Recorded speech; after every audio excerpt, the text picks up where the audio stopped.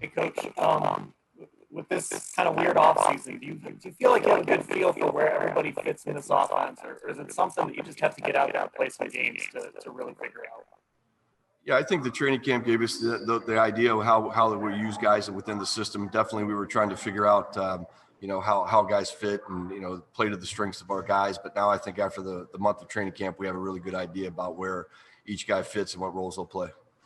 And how challenging is it? I mean, a lot of these guys haven't been hit since December. Is there a little bit of a wake-up moment for them when they first get out there on Sunday?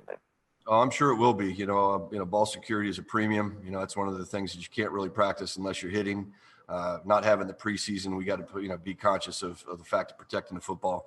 But like most guys, once you get hit, you realize you're back into it, and it's kind of like riding a bike. Marla Ridnour, you have our next question. Yeah, Coach, I know you've talked about Odell and his, amazing talents, but just do you get a sense of how determined he is this year, especially now that he's healthy, and just, really to show his, his true self? Yeah, I think he's very excited about the season. I know he feels great. He's been working his butt off in camp so far.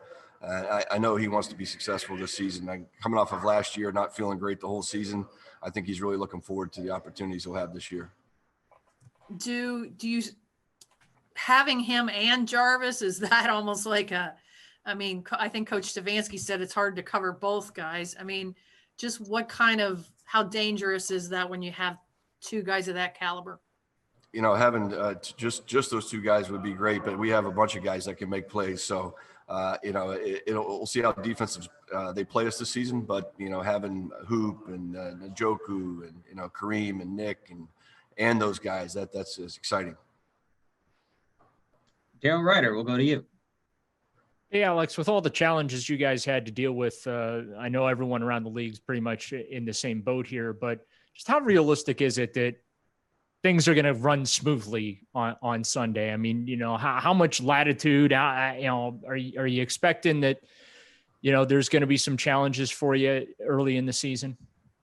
Obviously we expect to come out and operate, with precise and clean execution. The reality is that's probably not going to be the case early on, but we're anticipating coming out and playing error-free football from the start. Now, everybody, like you said, is in the same boat. So the teams that can adjust quickly and adapt and get back into, the swing of the season, those will be the teams that are successful, and we hope to be one of those. What impact did the limited live reps that you guys were able to get during camp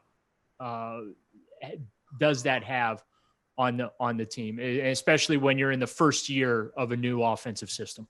The live reps that we had, are you asking about the scrimmages where we actually tackled? Is that what you're saying?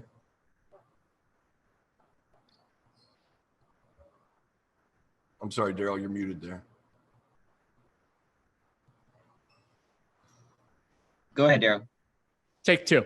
I was referencing just the limitations of the live reps that you were able to have. You weren't able to have the traditional type of camp and preseason that you'd normally have. So my question is, what type of limitations does that place on you not having that at your disposal? I think everybody's, kind of in the same boat. So I think the real limitations aren't going to be there. We expect our guys to come out and play like they've played. And I'm sure every coach is saying the same thing across the league right now. The fact that we didn't have a preseason, that's the way it goes. 31 other teams didn't have one. So, there will be no limitations. Nate Ulrich, your line's open. Hey, Coach. You've had a lot of, season openers as a player and a coach.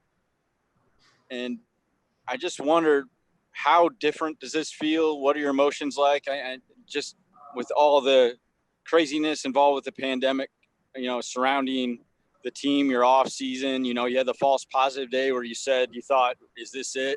What are you thinking now that you're here Sunday? I'm excited to see what we have. Really, we don't know at this point. I think we have a good feeling about who we are and who we're going to be. But, without any preseason games, without any of that kind of thing, the whole off season, I'm just really excited to see what we have and who we are. And I think we'll evolve as the season goes. Aditi Kinkabwala, you're up. Hi. Coach Stefanski has been very adamant about not telling us who is calling plays. Do you feel like the two of you are very different play callers? I don't think so. And I don't think it really is for us to say anything at all at this point. I think that just for the competitive advantage, I think we'll figure it out on game day. But no, I wouldn't think so. Thank you, Aditi. Tony Grossi. Tony, if you could hit unmute on your side, please. Sorry, I didn't get the notification for that. Alex, we understand there's going to be crowd noise pumped into the Baltimore Stadium, but there's a limit on it. How much does that help Jedrick Wills? I've seen crowd noise destroy rookie tackles in the past. Yeah, it'll definitely benefit him. Going into a loud place as a rookie in your first start, being in tune with that snap count or the silent cadence as well. Those can hinder a young guy. So him being able to hear a snap count, we don't anticipate the noise level to be too high. So that'll definitely benefit him. And the second question is, all of the offensive players are sincerely upbeat about the offense. I just take it that once you guys got undercover for your practice, you must have had a lot of great practices these past few weeks. Do you think you've really advanced the ball to help the offense?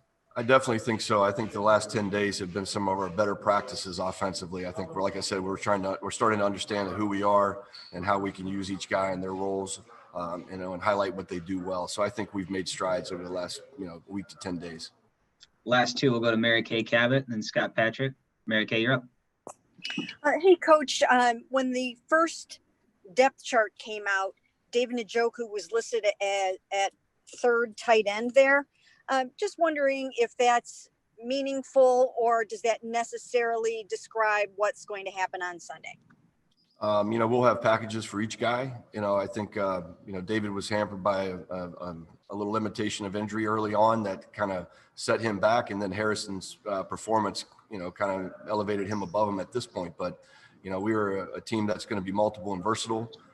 So having three tight ends on the field is not something that it is something you'll see from us. So we'll use all of our personnel, and David will be a big part of that.